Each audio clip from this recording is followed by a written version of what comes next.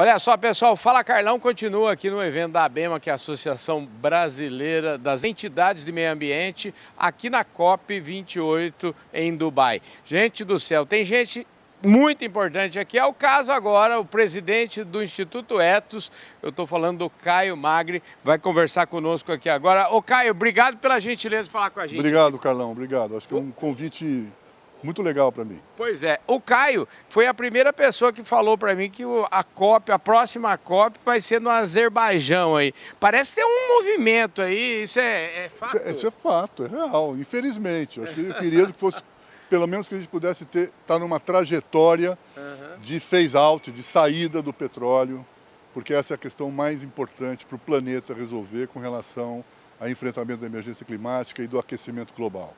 Mas o povo do petróleo está preparou aqui uma bela COP, o dinheiro do petróleo ao menos eles estão usando, vamos dizer assim, para tentar construir alguma coisa para o futuro, aí como é que é? Pois é, mas a gente não vai ter nenhuma declaração efetiva de metas e o calendário de redução. Isso nós não vamos ter. Ao contrário, o que a gente pode ter como algum avanço, e ele é relativamente importante, mas não é o fundamental, é um apelo à redução do consumo. Portanto, os países consumidores, grandes consumidores, serão convidados, de novo é voluntário, né? Não tem nenhuma possibilidade vinculante desse compromisso, a reduzir o consumo. Mas a produção não. Agora vem cá, a gente está aqui desde Acordo de Paris, fala em dinheiro, dinheiro que é good, quando fala em show me the money, não existe esse dinheiro. Não. E pelo que eu entendi o ano passado, eu não sei se esse ano, quando eu for conversar com as pessoas que estão negociando as coisas aí, as coisas andam devagar. A COP é um negócio devagar. Assim, se a gente não tiver paciência, não vem aqui. E a gente tem que ter saídas alternativas. Por exemplo, a proposta do Brasil de criar um fundo internacional, global, para remunerar a existência de florestas em pé, e se ele tiver adesão efetiva, isso faz diferença. Isso faz diferença. Ainda que não seja os 100 bilhões por ano, que foi o compromisso lá atrás, em Paris, e que foi sinalizado lá em Copenhague como recursos necessários, será um avanço importante você poder remunerar pela conservação, mas remunerar como? Remunerar a população. Remunerar as pessoas e as comunidades que defendem e mantêm e conservam as florestas. Eu conversei com um jornalista aqui que fez uma palestra lá no plenário, lá no plenarião mesmo, e ele disse o seguinte, agora esse negócio de bilhão já não é mais não, Carlão. É um trilhão, são muitos trilhões, né? Pois é, porque se a gente for considerar que é simplesmente uma transição tecnológica, uma mudança para uma matriz limpa, energética, sem considerar que isso precisa ser feito e acompanhado geração de emprego, combate às desigualdades, estrutura, financiamento para saneamento básico, para água, para acesso à eletricidade e energia para todos, isso é muito mais. Porque nós temos que fazer aquilo que a gente não fez até agora, do ponto de vista de proporcionar a toda a população acesso a esses direitos e bens, e ao mesmo tempo fazer isso com energia limpa, o que significa uma complexidade maior e um investimento muito maior.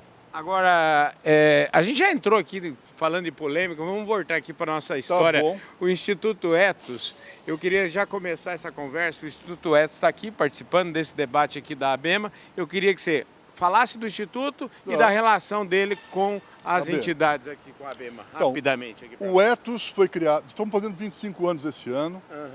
E somos uma organização de base empresarial, ou seja, nós temos 470 empresas associadas, de todos os segmentos, de todos os setores, de todos os portes. Não somos uma organização nem setorial, de representação setorial, nem corporativa, do ponto de vista de interesses corporativos. E a nossa missão é ajudar as empresas a mudarem a sua gestão, implementando uma gestão socialmente responsável, o que significa uma série de procedimentos que vão nessa direção. Mas para quê? Para que sejam capazes de efetivamente combaterem e reduzirem as desigualdades no Brasil, serem parceiras da construção de uma sociedade mais justa e sustentável. A nossa história com a ABEMA começou em 2019, quando propusemos, e a ABEMA veio ser parceira, a criação da Conferência Brasileira de Mudanças do Clima. E por que a gente propôs isso? Porque o governo anterior, negacionista, em 18 ainda nem tinha assumido, cancelou a COP. Nós podíamos, vamos lembrar, a gente podia ter tido uma COP no Brasil em 2019. Sim. Talvez a gente estivesse num outro lugar, o país e talvez a COP, porque a gente ia polemizar as questões desafiadoras que ainda não foram colocadas. E a partir daí criamos a ideia de, bom, se o Brasil não vai fazer a COP, vamos nós, sociedade civil, movimento empresarial, os governos subnacionais, estaduais, governos municipais, vamos construir um espaço de debate e diálogo para produzir para as COPs, que vem aí, porque a COP vai continuar acontecendo, uma posição, um posicionamento, documentos, investir nesse processo de articulação e diálogo da sociedade como um todo. Esse ano nós realizamos a 5ª conferência e vamos realizar o ano que vem a 6ª conferência. E a ABEMA tem sido uma parceira fundamental nesse processo. Por incrível que pareça, nós tivemos, porque pode ser contraditório isso, mas fortaleceu muito o papel dos governos subnacionais e, portanto, das entidades de meio ambiente dos estados e dos municípios no processo que a gente construiu com a CBMC. A ABEMA é uma parceira importantíssima nesse processo. Para a gente fechar aqui nossa prova, já que você tocou nesse tema e a gente está aí à porta da COP30 que vai acontecer em Belém, eu queria saber de vocês, assim, que documentos, o que vocês prepararam? A gente já conversou aí com o governador do Pará, conversamos com, enfim, Marcelo Brito para a COP30. O que está no radar de vocês para a COP30? A COP30 a gente ainda tem que construir alguns processos, mas 2 questões são fundamentais. Nós precisamos chegar na COP30 com alguns deveres de casa feitos. Nós não podemos chegar na COP30 com as mesmas e desafiadoras os indicadores de desigualdade do país. Isso que é fundamental a gente endereçar essa mudança. Segundo, nós temos que chegar com um exemplo concreto de que é possível manter a floresta em pé, ao mesmo tempo que a gente promove desenvolvimento sustentável nessa região. Nós temos que demonstrar isso. Tem pouco tempo, mas tem experiências importantes acontecendo, né? Então, acho que a ação, por exemplo, do projeto da bioeconomia 4.0 do professor Carlos Nobre, as iniciativas que estão sendo desenvolvidas por organizações da sociedade civil, por empresas na região, precisam ser cases importantes para demonstrar que é possível fazer, mudar essa realidade dentro das florestas. Os governos estaduais, que papel que eles têm nisso? Papel fundamental. Primeiro, precisa trazer as responsabilidades. Nós estamos discutindo o inventário de emissões brasileiras. Cada governo estadual tem uma responsabilidade dentro dela. Portanto, não é somente olhar seus desafios, mas pensar como é que eu reduzo as emissões do meu estado, contribuindo para reduzir o inventário brasileiro como um todo. Quem não tem questões envolvendo desmatamento, mas tem questões envolvendo transporte, energia, mexe nessa matriz. É possível mexer num nível estadual. Então, as cidades podem mudar a sua forma do transporte coletivo, podem investir em energia limpa do ponto de vista de transporte. Os estados podem ter uma regulação nova com relação à produção de energia limpa também, utilizando a energia solar, utilizando outras ferramentas, outras inovações. Isso faz diferença. Agora, é possível legislar no nível municipal e estadual. Agora, temos dinheiro para isso tudo? No Brasil, nos governos brasileiros? Eu acho que a reforma tributária que está aí não pode deixar de fora a possibilidade de, ao reformar o sistema tributário brasileiro, endereçar esse desafio.